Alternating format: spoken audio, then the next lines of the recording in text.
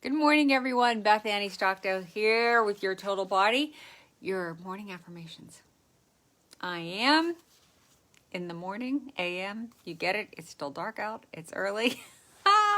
But this is your morning affirmations, your words of empowerment, just to get you going in the morning, to give you some encouragement, a little nurturing, whatever you need. And what I need right now is a cup of coffee. Oh, I slurped more nutmeg. Oh, loving the nutmeg in the coffee. I think it has a lot to do with the smell, too. The smell of nutmeg. All right, this morning, I am trusting. And your affirmation is, I can trust in the process even when I don't understand it. Okay? I can trust in the process even when I don't understand it. And I'm going to mix, there's another one that I'm going to add right in here. The universe is conspiring on my behalf for my highest good. And that's where your trust has got to be. That universe, God, infinite intelligence, everybody, all the big players up there are conspiring for your highest good. Okay? You don't really have to understand how all that works. You really don't, because you might make your head spin. So that's what today's about. Some of you are like super intelligent and super analytical, and you've got to understand it. Law of attraction is a law of nature, just like the law of gravity. You can't choose. You can't choose not to follow it, because you can't just wake up in the morning and decide, you know what? I'm going to ignore that law of gravity and I'm just going to float up out of my bed. Yeah, see, that doesn't work. Because it's a law of nature. So is the law of attraction. And whether or not you understand it, trust it. And what this means is, the process is you're going to follow here. Whatever feels good. That's it. If it feels good, do it.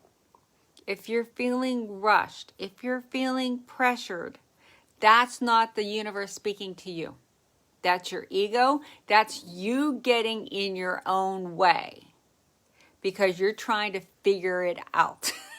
We get in more trouble trying to figure things out.